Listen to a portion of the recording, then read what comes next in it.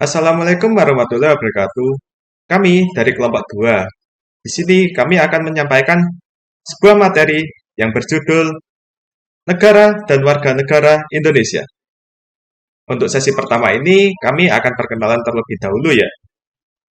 Mulai dari saya, nama saya Aji Bas Prakasa, berNIM 2006 05110012. Saya Virial Nabila Zalfa dengan urut NIM 2006 05 11 0002. Perkenalkan, nama saya Agza Trianandahat dengan NIM 200605110058. Nama saya Abdul Razak Asidiki Zuhri, NIM 200605110081. Saya Fahrendra Hoirul Hitada dengan NIM 200605110112. Baik, cukup seperti itu perkenalan dari kami. Yang selanjutnya kami akan menyampaikan sebuah materi. Yang pertama itu akan disampaikan oleh Saudara Fahendra Khairul Iqtada. Yang pertama adalah pengertian negara. Negara memiliki beraneka ragam pengertian. Beberapa tokoh ilmu sejak zaman Yunani kuno sampai abad modern mengungkapkan pengertian yang berbeda-beda. Namun, dari beberapa definisi yang dijelaskan oleh mereka menunjukkan bahwa negara adalah suatu organisasi di antara sekelompok atau beberapa kelompok manusia yang bersama-sama mendiami suatu wilayah tertentu dengan mengakui adanya suatu pemerintahan yang mengurus tata tertib dan keselamatan sekelompok atau beberapa kelompok manusia tadi. Kemudian, negara memiliki beberapa unsur, yaitu yang pertama adalah rakyat. Rakyat adalah semua orang yang mendiami wilayah suatu negara. Rakyat adalah unsur terpenting dalam negara karena rakyat merupakan yang mendirikan dan membentuk suatu negara. Rakyat sendiri terdiri atas dari penduduk dan bukan penduduk. Penduduk yaitu semua orang yang tinggal dan menetap dalam waktu lama di suatu negara. Sedangkan bukan penduduk adalah orang yang tinggal sementara di suatu negara, misalnya turis yang berkunjung ke Indonesia. Yang kedua adalah wilayah. Wilayah merupakan tempat tinggal rakyat di suatu negara dan merupakan tempat penyelenggarakan pemerintahan yang sah. Wilayah suatu negara terdiri atas daratan, lautan, dan udara. Wilayah suatu negara berbatasan dengan wilayah negara lainnya. Kemudian adalah pemerintahan. Pemerintahan yang sah dan berdaulat adalah pemerintahan yang dibentuk oleh rakyat dan mempunyai kekuasaan tertinggi. Pemerintahan yang sah juga dihormati dan ditaati oleh seluruh rakyat serta pemerintahan negara. Kemudian yang terakhir adalah pengakuan dari negara lain. Negara yang baru merdeka memerlukan pengakuan dari negara lain karena menyangkut keberadaan suatu negara. Pengakuan dari negara lain terdiri atas dua, yaitu de facto dan juga de jure. De facto adalah pengakuan tentang kenyataan adanya suatu negara merdeka.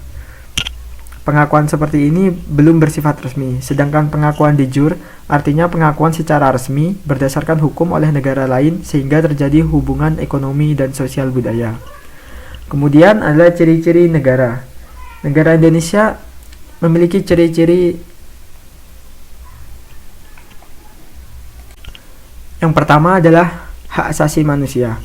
Hak asasi manusia terjamin oleh undang-undang yang ada di Indonesia.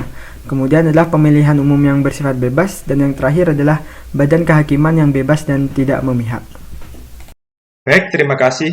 Seperti itu untuk penjelasannya. Selanjutnya akan dijelaskan oleh Virial Nabila Zahfa. Selanjutnya, fungsi dan tujuan negara. Secara umum, negara mempunyai beberapa fungsi yang dijalankan untuk menjamin kehidupan bernegara yang baik. Fungsi negara tersebut ialah pelaksanaan ketertiban, kemakmuran dan kesejahteraan, pertahanan dan keamanan, serta fungsi keadilan. Setiap fungsi negara tersebut mempunyai peran masing-masing, namun hal tersebut tetap mengacu pada tujuan yang sama, yaitu mencapai kehidupan negara yang layak bagi setiap rakyatnya. Fungsi negara secara umum ada 4. Yang pertama, melaksanakan penertiban untuk mencegah bentrokan-bentrokan dalam masyarakat. Fungsi pelaksanaan ketertiban ini untuk mengatur masyarakat agar tercipta kehidupan bernegara yang baik sesuai dengan tujuan dan cita-cita negara. Kedua, mengusahakan kesejahteraan dan kemakmuran rakyatnya. Dalam hal ini, negara berupaya agar masyarakat dapat hidup sejahtera, terutama di bidang ekonomi dan sosial masyarakat. Untuk itu, negara melakukan berbagai macam upaya seperti pembangunan di segala bidang, serta berusaha untuk selalu menciptakan kondisi perekonomian yang selalu stabil. Ketiga, menegakkan keadilan. Fungsi negara ini dilaksanakan oleh badan penegak hukum, khususnya badan-badan peradilan. Negara harus dapat menegakkan hukum secara tegas dan tanpa adanya unsur kepentingan tertentu. Untuk menegakkan keadilan bagi seluruh warganya meliputi seluruh aspek kehidupan lewat badan-badan peradilan di bidang politik, ekonomi, sosial budaya, pertahanan, keamanan, dan lain-lain. Keempat, pertahanan. Untuk menjaga kemungkinan serangan dari luar, negara wajib mampu melindungi rakyat, wilayah, dan pemerintahannya dari berbagai macam ancaman, tantangan, serangan, dan gangguan baik dari dalam maupun dari luar negeri. Maka dari itu penting bagi setiap negara mempunyai alat-alat pertahanan serta personel keamanan yang terlatih dan tangguh. Selanjutnya, tujuan negara secara umum. Tujuan negara secara umum dapat dilihat pada perwujudan beberapa unsur seperti keadilan, kemakmuran, keamanan, dan kesejahteraan rakyat. Contohnya, untuk menanamkan kedaulatan pemerintah, untuk menyelenggarakan ketertiban umum, dan untuk mencapai kesejahteraan sosial. Selanjutnya, tujuan negara Indonesia. Sebagai satu di antara negara berdaulat, Indonesia juga memiliki tujuan negara. Tujuan negara Republik Indonesia tercantum dalam teks pembukaan Undang-Undang Dasar 1945 alinea keempat. Berikut merupakan bunyi tujuan negara Indonesia. Melindungi segenap bangsa Indonesia dan seluruh tumpah darah Indonesia, memajukan kesejahteraan umum, mencerdaskan kehidupan bangsa, ikut melaksanakan ketertiban dunia yang berdasarkan kemerdekaan, perdamaian abadi, dan keadilan sosial. Baik, terima kasih. Yang selanjutnya akan dijelaskan oleh Aksa Tri Ananda. Saya akan menjelaskan tentang pengertian warga negara. Warga negara adalah rakyat, dan rakyat itulah yang berdaulat dalam negara Indonesia, di mana kedaulatan itu diwujudkan melalui mekanisme permusyawaratan dan dilembagakan melalui sistem perwakilan. Tercantum dalam Konstitusi dan Konstitusionalisme halaman 53, atau warga negara juga dapat disebut adalah orang yang telah diakui oleh undang-undang sebagai warga negara Republik Indonesia. Selanjutnya, ciri-ciri warga negara Indonesia yaitu berdaulat dalam negara, mengikuti peraturan perundang-undangan, anak yang lahir sah dari warga negara Indonesia. Baik, terima kasih. Seperti itu penjelasannya. Selanjutnya akan dijelaskan oleh Abdurrazak As-Siddiqi Zuhri. Oke, saya akan menjelaskan fungsi warga negara. Yang pertama,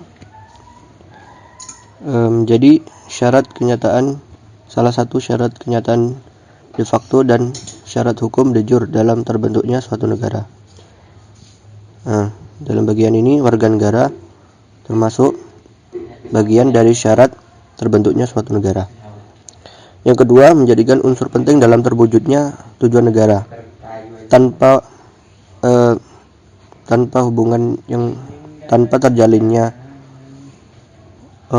tanpa adanya warga negara tidak akan bisa berjalan dengan baik tujuan dari negara itu sendiri.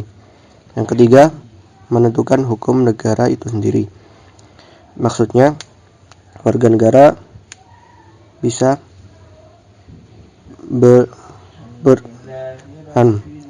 warga negara bisa melakukan perjanjian melalui kesepakatan untuk menentukan hukum di negara itu sendiri. Terima kasih. Baik, terima kasih untuk penjelasannya. Yang terakhir ini kesimpulan yang akan saya jelaskan sendiri. Jadi di sini ada negara dan warga negara. Nah, di bagian negara ini, kan negara adalah suatu organisasi di antara kelompok atau beberapa kelompok manusia. Jadi, di negara itu pasti ada sekelompok manusia, yang itu berupa organisasi. Yang selanjutnya ada warga negara. Warga negara adalah rakyat, dan rakyat itulah yang berdaulat dalam negara. Kenapa rakyat berdaulat? Apakah rakyat itu lebih tinggi daripada presiden? Tidak, bukan seperti itu maksudnya. Jadi, yang dimaksud berdaulat ini, kan rakyat kan memiliki hak untuk memilih calon pemimpin. Seperti kita dulu, ada calon presiden. Kan yang mencoblos kan dari rakyat kan. Kalau misalnya nggak ada rakyat, mana ada presiden? Ya, jadi cukup seperti itu ya, penjelasan singkat dari saya. Oke, jadi cukup seperti itu penjelasan kelompok dari kami. Semoga bermanfaat.